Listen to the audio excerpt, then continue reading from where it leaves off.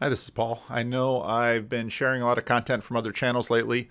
Part of that is just to help you become familiar with what all is out there. Part of what's been going on in this little community, this little corner, is we've been doing a lot of talking about on-ramping, a lot of talking about helping people sort of come up to speed on what's going on. A few months ago, Chad said what he really wanted to do was make a documentary about this little corner and Bridges Meeting Discord and all the other little channels going on. And part of what's happened is that there are so many channels that are sort of connected all together. There's, of course, Grim Grizz, and there's Jacob's channel, and there's Grail Country, and there's Meaning Code, and there's, of course, the bigger channels, and even lots of smaller channels. I try to give some visibility to these smaller channels and the work that they're doing.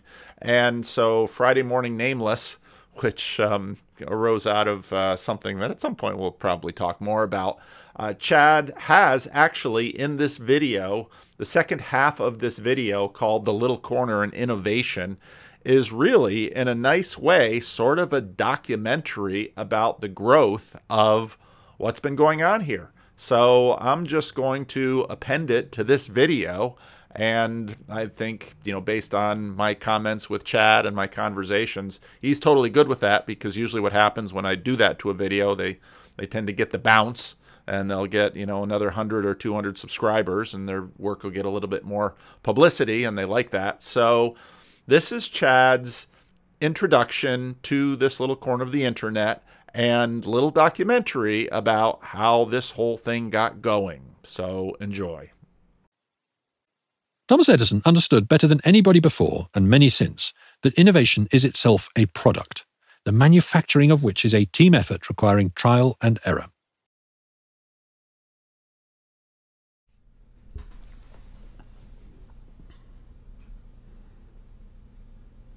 So I've been informed about a couple of things this week that have really been bothering me.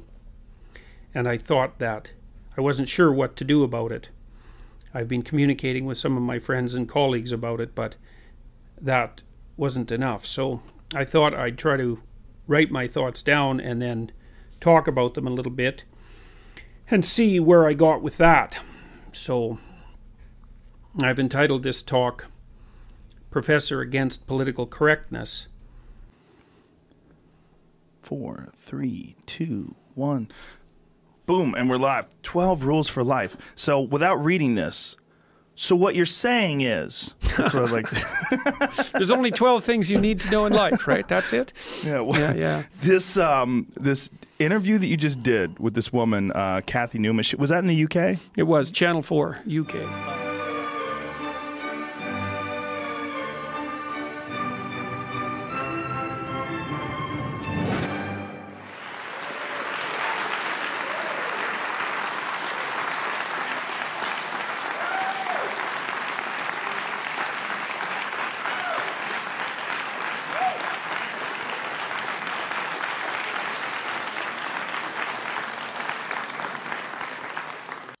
Hi, my name is Paul Vanderclay. I'm the pastor of Livingstone's Christian Reformed Church in Florin Road in Sacramento, and I blog at leadingchurch.com.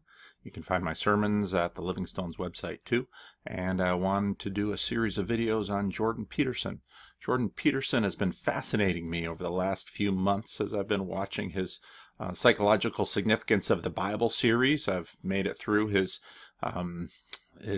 Maps of Meaning 2017 course and his Personalities course, and I've caught a bunch of his other videos.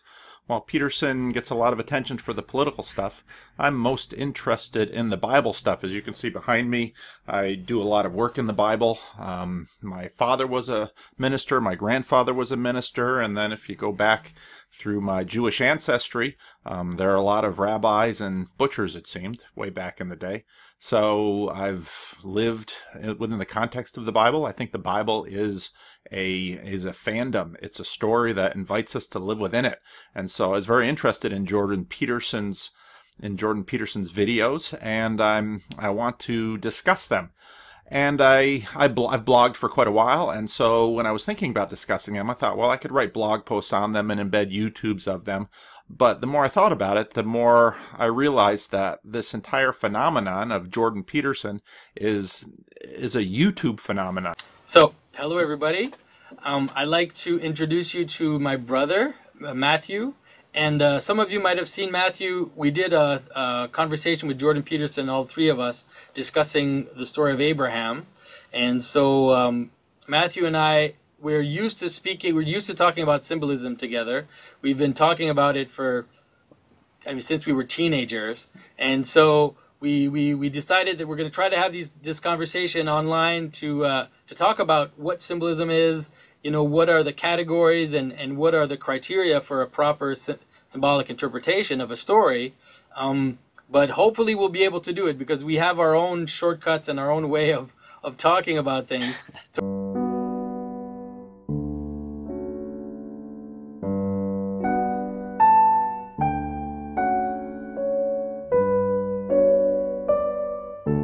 Welcome.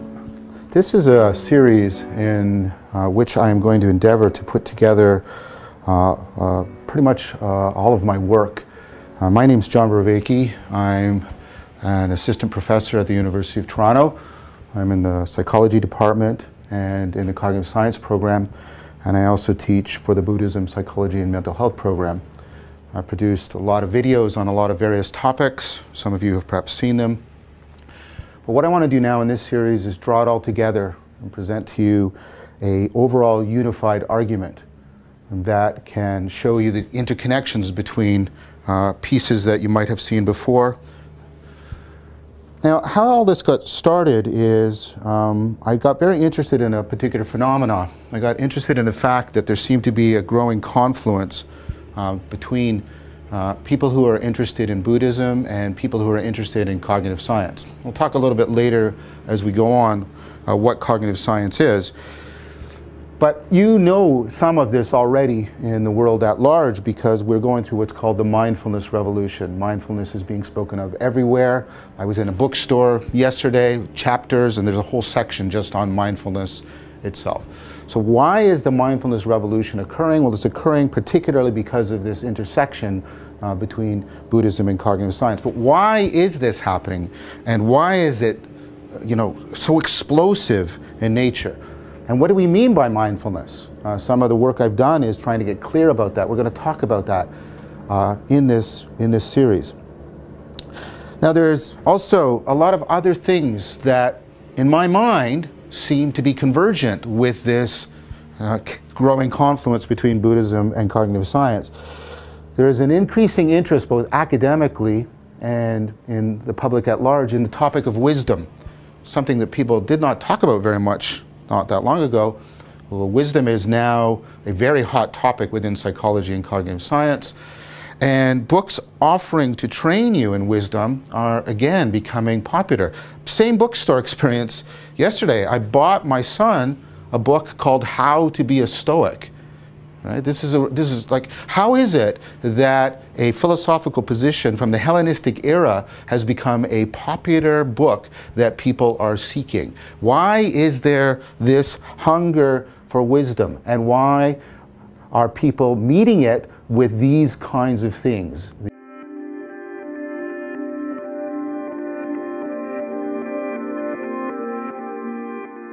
I've always been surprised that I've been able to teach what I've been teaching in the universities because I've always regarded it as crazily radical in a sense, It's crazily radical in a conservative way. I don't know what to make of that. Your teaching is crazily radical? In a conservative way, yeah. I mean, it's in a conservative way because I think that the past is not only has value, we cannot live without the integration of the past, no more than you can live as an individual without integrating your past. I mean, we're historical creatures. Right, and without, if we're not united consciously with the past, then we're divided internally and socially, and that has consequences. So some of them are playing themselves out in the political divisions in the current world, but the consequences can be fatal. So, what's the saying? A house divided amongst itself cannot stand. Once upon a time, there was a man named Jordan Peterson. Then, there was this channel. Duped by a pastor. How have you been duped? I've always admitted I'm a pastor. I got all these books behind me. What else am I supposed to be? No, it was like, "Hey, I'm gonna have to push it back, man. You can relax. It's not gonna be then." And then, oh, I'm on time, buddy. So, that was the duping. You can relax anyway. Good. It's nice to have you in a Zoom. It's quite the honor in this little sphere of influence, or whatever it is. Very little sphere. Well, Yeah. what do you want to do? Shall we start with your story, or? Yeah, I figure like it feels like I know you, so I should try and get you closer to that before, and then see where it goes from there. So, how do you want to do this?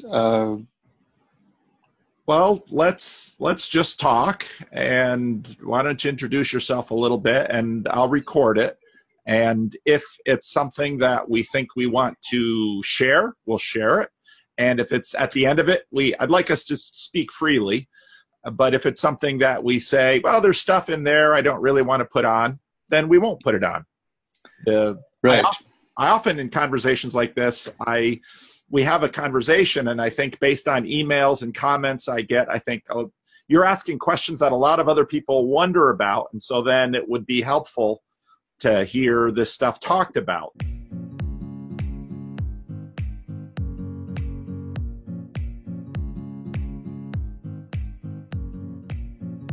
Yeah, sure. From Latin, diurnal, diurnalis, journey, journal, diurnal, all that. Now I just kind of want to talk to you about language. All right, welcome to another episode of Salty and Fresh. I'm Fresh. And I'm Salty. Okay, so I'm here with Nathan. I can't even pronounce his last name. Omand. Okay. Yeah. And I'm Julian. Last name is Wallner. All right. I'm super pumped about this. So I haven't talked to Sam in a long time. Cal, his video is off. So I'm here with Sam and Cal. Hello. I'm here with John and Paul today. Sort of like what I did with our friends Luke and Nate. I'm just going to be interviewing Sherry. I think we're live. It looks like it. Yeah. Hello? Hello. Okay, so we're gonna talk about a topic. Okay, we're live and we're recording, so we're set. Hi, everyone. I'm Joey. I'm from the Sacramento Jordan Peterson Meetup Group and the Bridges of Meaning public Discord channel. We're here today. We're just going to have a little chat. I'm here with my two friends, Tyler and Julian. I'll let them introduce themselves. Hey, I'm Tyler. I'm also from the Sacramento Meetup Group, and me and Joey kind of been talking about doing the Discord for a while and finally decided to do it. So now we're making some videos too, which also we've been talking about doing for a while. Okay, so this is Julian. I've been active on Paul's channel. I'm a welder. I'm the Hutterite in this group, and I'm here to talk with Joey and Tyler about the meaning crisis. Because only within Christ can you reconcile those passions, and they can find their right place. So if you wanted to do real shadow integration, you would become a Christian. Because if not, then what is shadow, what is not? All right, we're recording. Yeah, so have you heard my argument for why I think Chad should be Pope? Greetings and welcome to the Bridges of Meaning Hub channel. I'm Chad the Alcoholic. I will be doing our first and possibly last newscast ever because I don't have any time to do this sort of thing, and my jokes are super cringy, and but I wanted to do it, so I guess we'll do it. Shalom.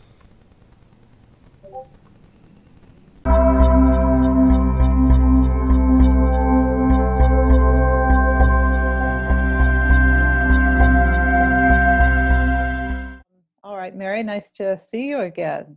It's just great to see Great, you. great to talk to you. And I love watching, your work and what you've been doing with your channel and getting on, the channel of everyone else in this corner. And you know, it's an endless source of information, and I'm always so impressed with what you have to say. Well, ditto with regard to what you're doing. I'm enjoying your taking us through Zen and the Art of Motorcycle Maintenance. I think you're doing a wonderful job of the explication of that.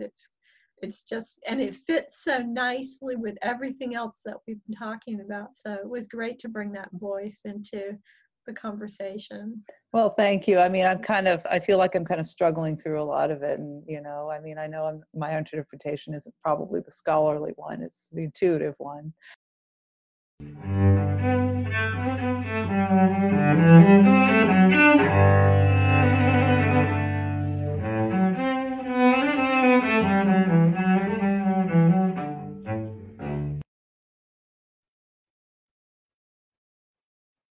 I'm here today with Sevilla because we've lost a very important member of this little corner of the internet. Mary Cohen passed last night, and Sevilla and I wanted to get together and reflect on what Mary meant in our lives and what she meant to this little corner.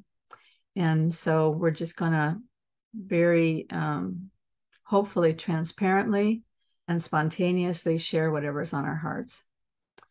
And I'm wearing flowers today because Mary used to always wear this beautiful flowered scarf around her head because she'd been battling the cancer for a long time.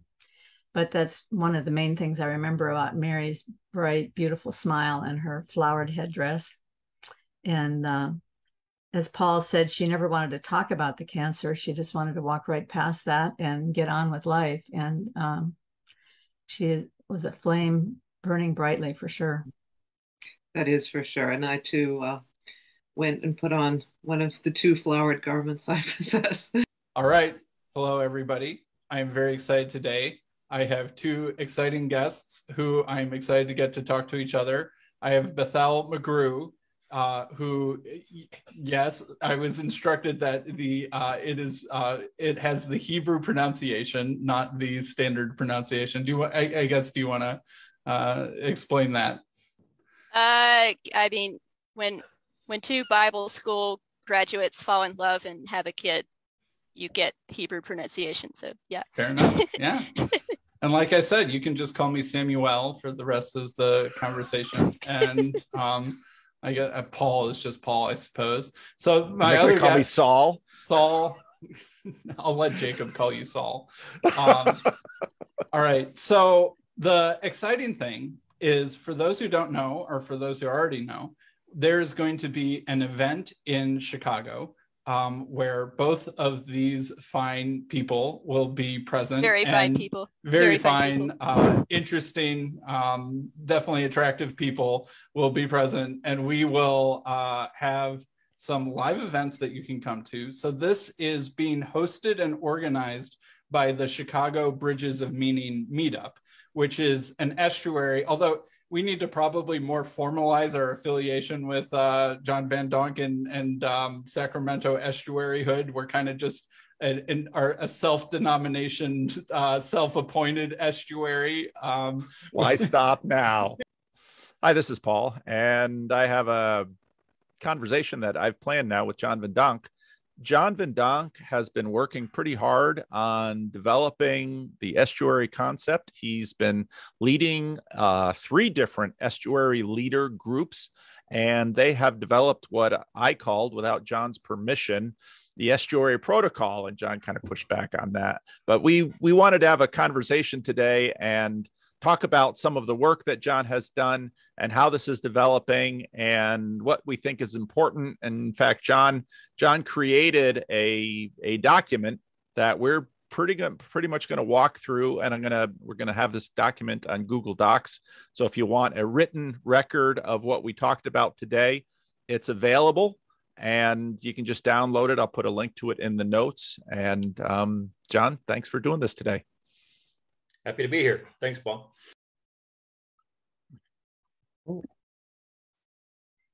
Okay, so I'll go ahead and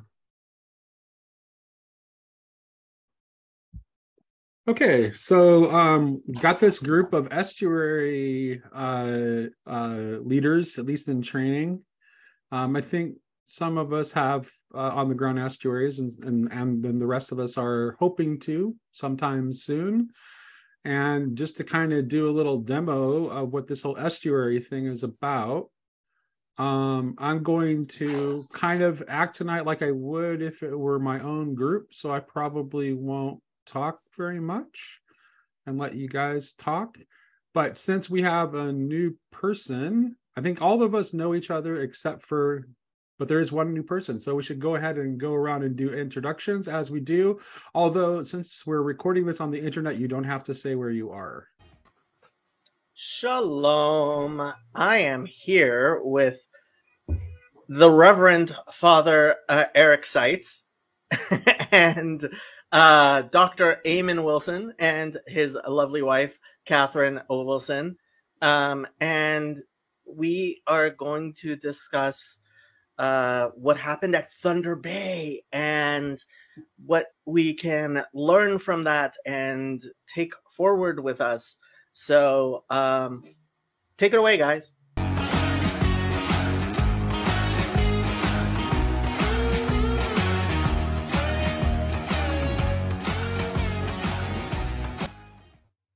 Shalom.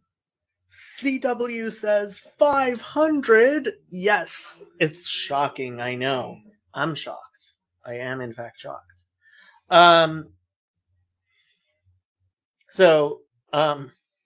First of all, I have to say, I never expected this channel to even get 100 subscribers.